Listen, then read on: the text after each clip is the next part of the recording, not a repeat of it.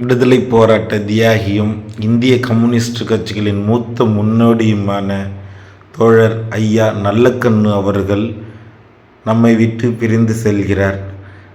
ராஜீவ்காந்தி மருத்துவமனையில் தீவிர சிகிச்சை பிரிவில் அனுமதிக்கப்பட்ட நல்லக்கண்ணு ஐயா இன்று 12:30 மணி அளவில் இயற்கை எய்தினார் என்ற செய்தி தமிழக மக்களுக்கு பேரிடியாக வந்து இறங்கியுள்ளது.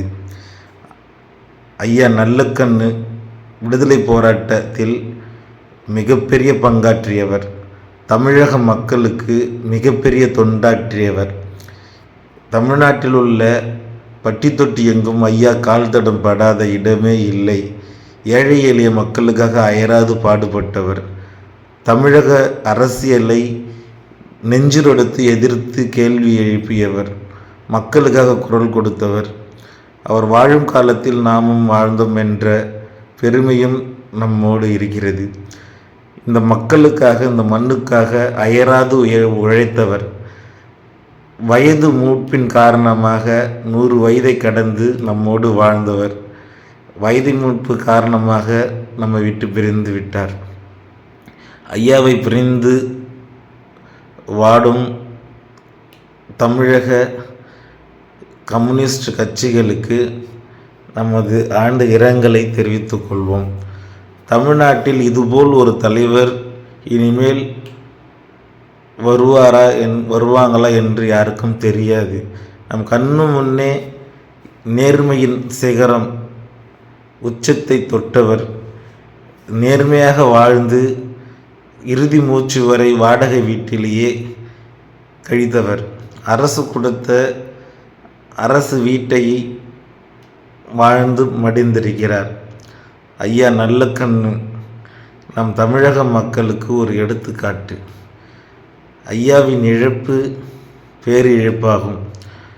விடுதலை போராட்ட களத்தில் நெஞ்சுரத்தோடு எதிர்த்து நின்று போராடியவர்.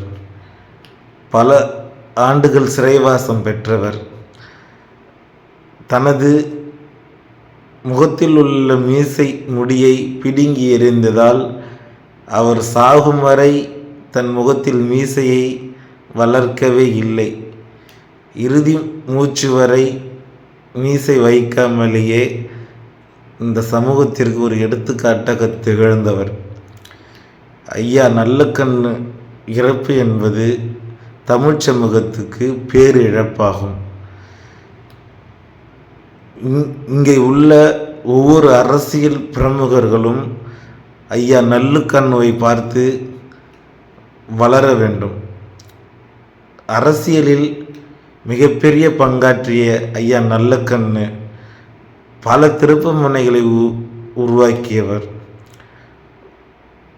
பல போராட்டங்களை முன்னெடுத்து வழிநடத்தியவர். தனக்கு வழங்கிய பல விருதுகளையும் ரூபாய்களையும் அரசுக்கே கொடுத்தவர். இதுபோல் ஒரு தலைவரை எப்போது நாம் சந்திப்போம் என்று யாருக்குமே தெரியாது.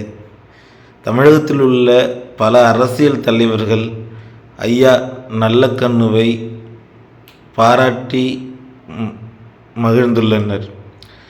தலைவர் பெருமக்கள் ஐயா நல்லக்கண்ணுவை போல் அரசியல் செய்து